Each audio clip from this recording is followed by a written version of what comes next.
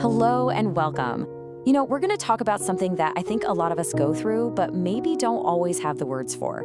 I'm talking about those seasons when our spiritual life just feels, well, dry, barren. We're going to look at a really beautiful source of hope for how to navigate those times. So let's jump right in. Right off the bat, this is for you. Yeah, you. If you're feeling worn out, if it feels like your prayers are just hitting the ceiling, or if you're just walking through a season that feels kind of empty, this is for you. We're hoping this offers a little bit of a path forward. And here it is. This is our anchor for this whole conversation. It's this one incredibly powerful promise from the book of Isaiah. The idea that even the most desolate, dried up places have the potential for brand new life. I mean, that's a pretty radical idea, right? So let's unpack what that actually means for us. Okay, first things first. Before we can talk about hope, we have to get honest about what these desert seasons actually feel like. It's so important to just acknowledge the reality of the experience. We have to name it before we can find our way through it.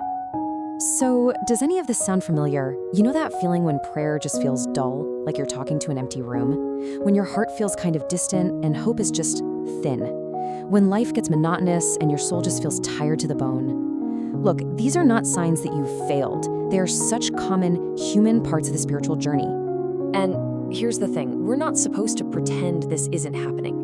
In fact, a season like Advent, which is all about waiting and expectation, it actually makes room for this.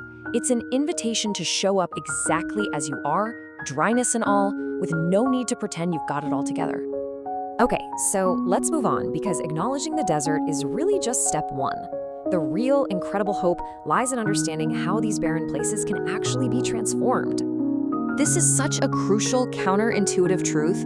God doesn't wait for us to fix ourselves and become some kind of perfect, flourishing garden. No, the work of renewal begins right there, smack in the middle of the cracked, dry ground, because that's where we learn to rely on His strength, not our own.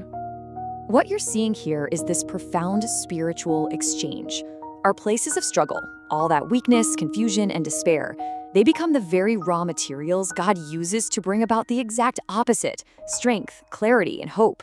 It's this beautiful kind of transformation. He doesn't just replace our weakness, He redeems it. So, if this transformation is happening, what are we supposed to be looking for? I think a lot of us expect this huge, dramatic, overnight change, but the source material we're looking at suggests it's something much quieter. And this right here, this gets to the very heart of real spiritual growth. It is almost never a lightning strike. It's way more like a seed sprouting just under the soil. It's gentle, it's slow, and it's deeply personal. God is so often working in ways we can't see or feel right away.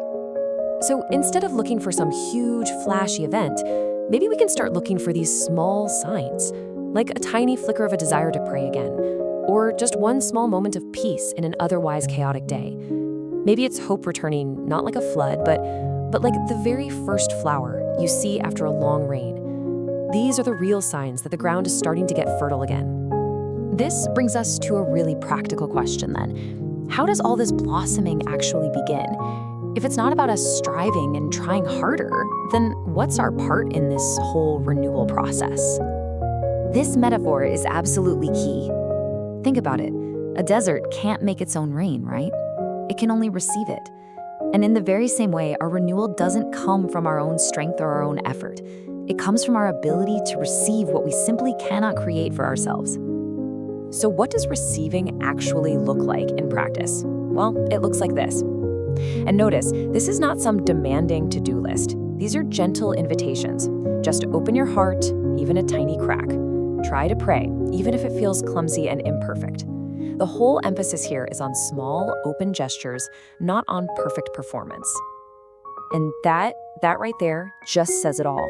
We don't have to show up with our strength. We just need to show up with our openness. That's it. That is the only requirement for the rain to finally fall. So, let's bring this all home. Let's land this with a final, hopeful thought for absolutely anyone who feels like they're in that desert right this very moment. Please, if you hear anything today, hear this. This feeling, this season of spiritual dryness, it's a chapter. It is not the whole book. It is not your final destination. And the promise, especially in a season like Advent, is that even when you can't see it, new life is already being prepared. Something new is at work just beneath the surface, quietly and faithfully. The blossoming, it's coming. So as we close out, I want to leave you with this one question to just kind of sit with. Even in what feels like the driest ground of your life right now, where might you look for the smallest sign of green? Where is new life just waiting for the right moment to bloom?